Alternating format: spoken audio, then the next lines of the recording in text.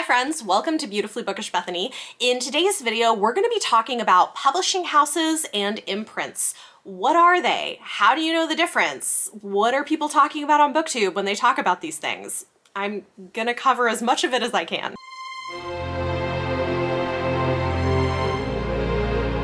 So this is a video topic that was requested by some of my patrons. I think people can sometimes be a little bit confused about how all of this stuff works in publishing. I know that before I got on BookTube and started actually reviewing books, I did not know any of this, so it makes sense that you wouldn't either. So let's talk a little bit about it. First up, let's define some terms. What is a publishing house? A publishing house is going to be the parent organization that publishes books. So we talk a lot about the big five, although depending on how court cases go through, we may get the big four because there's potential mergers. But the biggest of the big five is Penguin Random House. There are also smaller publishing houses like HMH or Abrams who just have a smaller market share.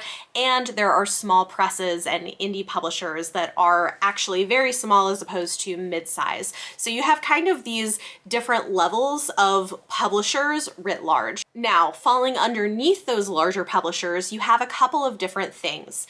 One is you might have publishing companies that have been acquired by the parent company that still mostly function as their own thing. They might have their own staff, make a lot of their own decisions, but they are technically owned by a parent company and the books are distributed by that parent company. A great example of this is Sourcebooks. Sourcebooks was acquired by Penguin Random House, so technically they're owned by that parent publishing house and their books are distributed by Penguin Random House.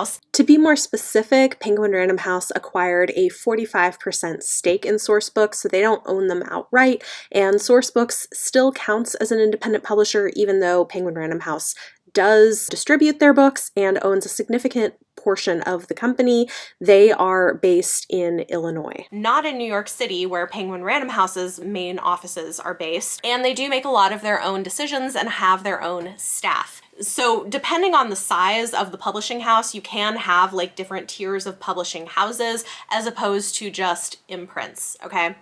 An imprint is a segment of a publishing house that is usually known for publishing a certain type of book. This might be an age category or a certain genre, but each imprint falls underneath the main publishing house. But that is where you will find all of the staff who work on the books published by that imprint. So you're gonna have editors, you're gonna have marketing staff, you're gonna have publicists.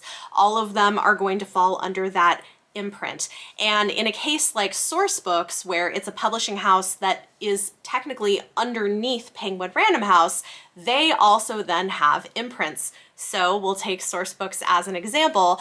One of Sourcebooks' imprints is Sourcebooks Fire. Sourcebooks Fire is their imprint for YA books. They also have an imprint for thrillers and an imprint for romance, but each of those imprints fall under Sourcebooks, which then falls under Penguin Random House. A couple of things that I think are useful about getting to know which companies and which imprints are publishing which books is, number one, you can get a better idea of whether what you're reading is an adult title or a YA title.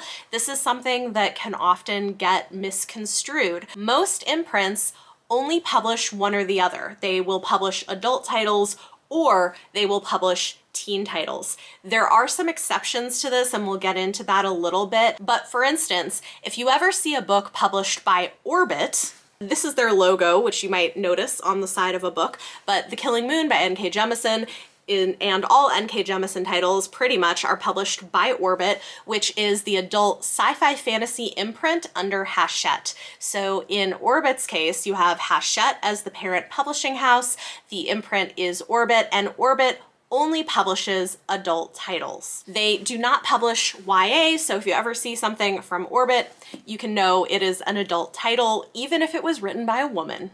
That said, the other useful thing about getting to know imprints is you might start to notice that a certain imprint or a certain publishing house publishes most of the books that you really like. So if you go take a look at the sides of the books on your bookshelf and you look at some of your favorite books, you might notice some themes. It's possible because it may be that there are certain editors that work on specific titles that you end up loving and you just never knew it. And of course, we can't do a video like this without talking about some of my personal favorite imprints, Tor and Tordotcom. You have probably heard me talk about Tor or Tordotcom. Tor.com publishes these great little novellas.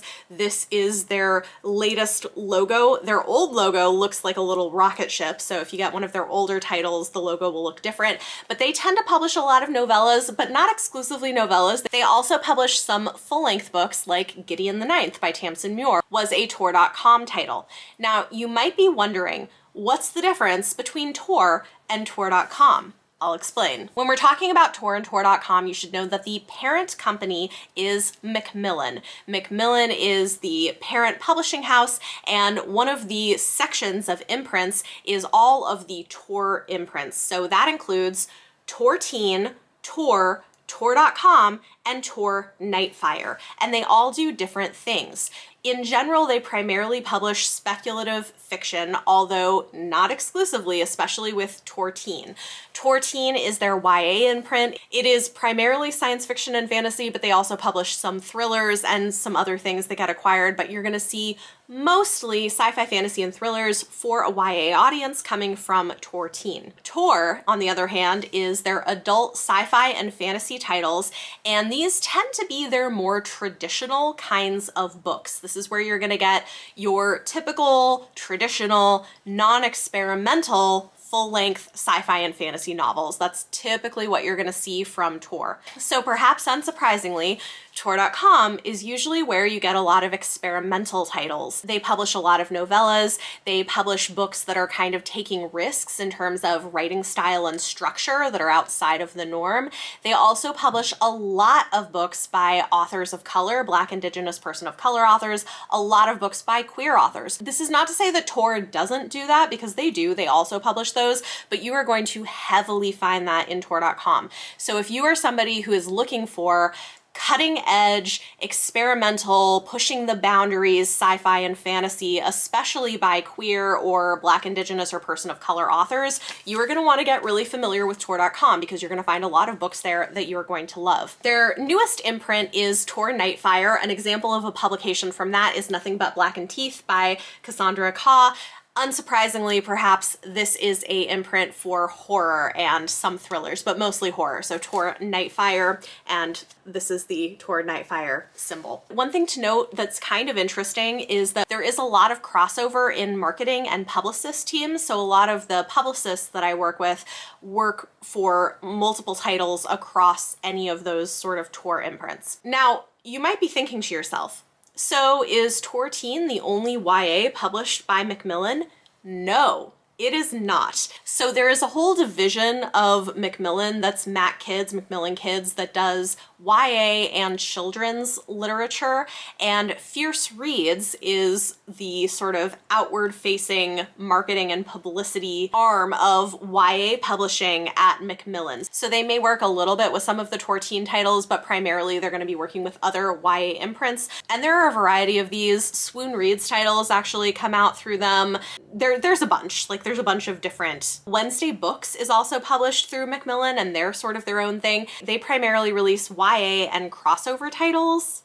So basically what I'm saying is it's complicated. There's a lot of different sort of branches, and romance is also that way. So like Harlequin is a romance company that was acquired by HarperCollins. Harlequin has their main offices, I want to say in Toronto, but somewhere in Canada, but they are technically underneath HarperCollins, and that's who distributes their books. But HarperCollins also distributes Avon Romances. Meanwhile, Berkeley Romances are under Penguin Random House. So it's interesting once you kind of get to know the imprints that are publishing in the genres that you like and connecting them to their parent organization. And this, my friends, on my reading spreadsheet, which I love to do all of my stats on my spreadsheet, is why I do track publishing house and imprint, because I'm curious to see, who am I reading from the most? Where am I picking up my books? There are just so many different imprints and publishing houses that we could talk about, but hopefully that gives you a little bit of an idea of the structure of how these things work,